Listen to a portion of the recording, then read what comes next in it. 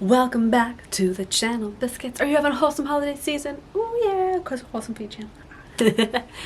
We're having a beautiful holiday season. I'm really trying to put intention into this holiday season because we kind of had a rough fall for our family personally, and it was just a difficult time. So we're really taking this holiday season in to be more meaningful and close-knit. We're really trying to enjoy that and not worry so much, because I feel like there's been too much worry on our family this fall. So I wanted to do a Christmas foods tag to kind of get you inspired if you're thinking about holiday parties, if you're thinking of Christmas Eve. You know, all the fun stuff that goes on this month is so food centric, and I love getting asked these questions. So I'm going to read off the questions.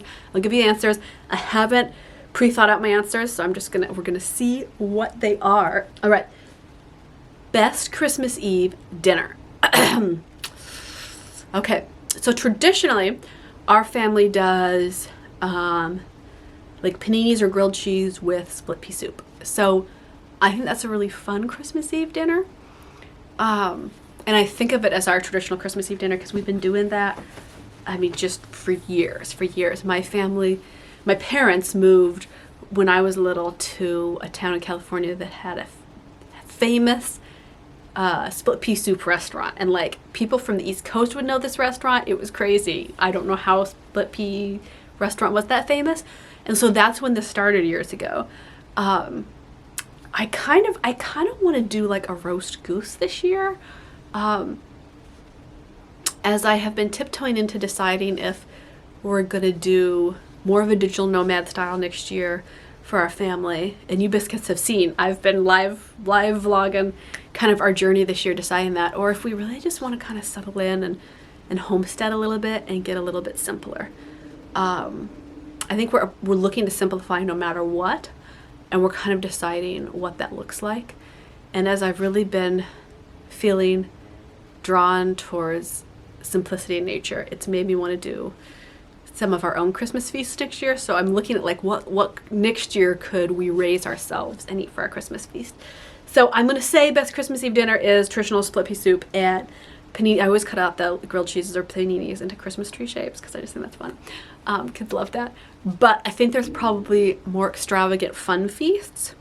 So I'm going to say some kind of roast and gravy and some stuffing, I think, would be my favorite if I got to choose. And on years when I've done that for my Christmas dinner, it tends to be my Christmas Day dinner that I'll do the big dinner for. It's really yummy. When my mom finally got tired of cooking for all of us, she would just do spaghetti on Christmas Eve, and I gotta say, that's not as much fun. As a kid, you really do remember this kind of stuff. It surprises me. Things that add, you know, sparkle and magic are notable, in my opinion. Okay, best Christmas Day breakfast.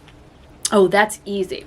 French toast, a great egg dish, and a huge platter of like fresh exotic tropical fruits, whatever you can get that's tasty. Fresh squeezed orange juice. I pop out the juicer and I do oranges and a couple apples, because the oranges that we get up here tend to be really tangy, so I add a little bit of fresh pressed apple juice in the juicer, fresh apples, to sweeten it up a little bit. If you live somewhere with really good fresh oranges, you don't need to do that, but the oranges we get up here, not sweet. Excuse me, I have my winter bronchitis, and I suspect this is just going to go on for months, so you're just going to hear me coughing and wheezing and hoarse probably until like March or whenever we can go get some sunshine. I have a sunshine work trip coming up in January that I'm hoping I can make happen. I have to finish finalizing the work projects that are going to be shot then. I'm hoping some sunshine and vitamin D will be good for this bronchitis, because it's been a long while that I've been having it. The worst Christmas meal I've ever had. And I don't want to throw relatives under the bus, but certain mamas are not the best cooks once they went to vegan. So probably one of my parents' post-vegan dinners. I want to say, like, yes, I think one year my mom did like a whole wheat, vegan, no cheese spaghetti that was just like overcooked whole wheat pasta that was all weird textured, and then like some cold pasta sauce. It was true misery. It was one of those years where like I had volunteered to cook, and she was like, oh no, I'll do this. Yeah, just cold nasty pasta. At that point you're like, let's just do takeout, let's just do a microwave meal. Anything would be better than that. I love Christmas. You biscuits can tell I'm kind of into Christmas. And so I'm offended at the bad food at Christmas. I will happily cook if other people are too tuckered to cook, so that we can have a great Christmas season meal, whenever that is. I hosted Thanksgiving this year because I really wanted to have like a nice family Thanksgiving. You know, we did this big move this year, which I have thoughts on, but we did the big move to be closer to family. And so this year I'm really focusing on that. Ooh, what type of cookie is the best Christmas cookie? Okay, I'm biased.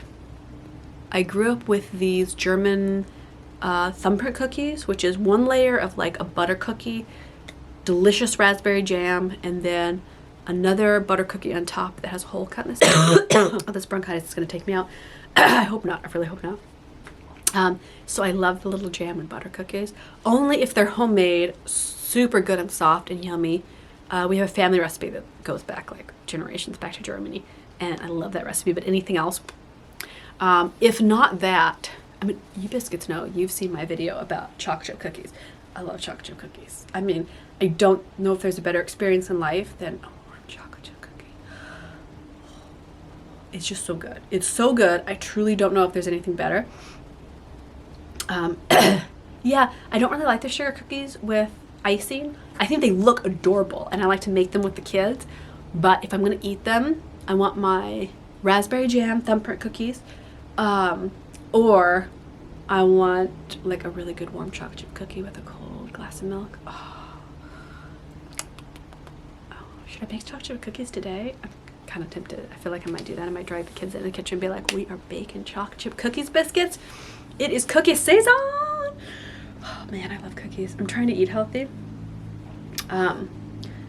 so that like my body can process through this bronchitis. But cookies can be made healthy.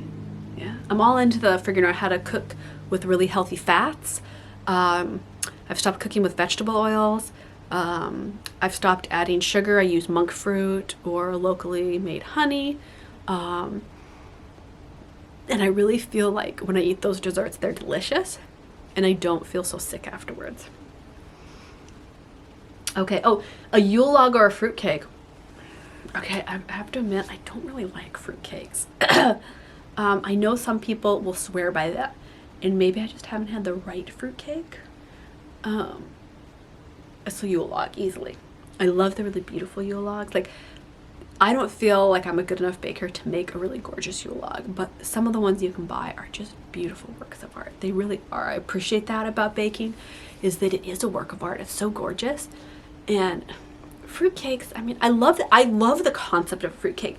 I think it's the, you know, I love food that stores for a long time and it's interesting, that has a history, but I just can't get behind the flavor of the texture. I'm waiting to love it. And maybe I need to experiment and make my own recipe. Will you tell me in the comments, biscuits, do you have a Yule log or a fruitcake recipe that you like swear by? Because, yeah, I mean, Yule log by far. I don't want to offend like the fruit. I know the fruitcake army is very strongly opinionated on that. But Yule log, don't at me. Do you eat before or after opening gifts on Christmas Day? Okay, I eat before. So I grew up in a family with a whole bunch of kids. We were big gaggles.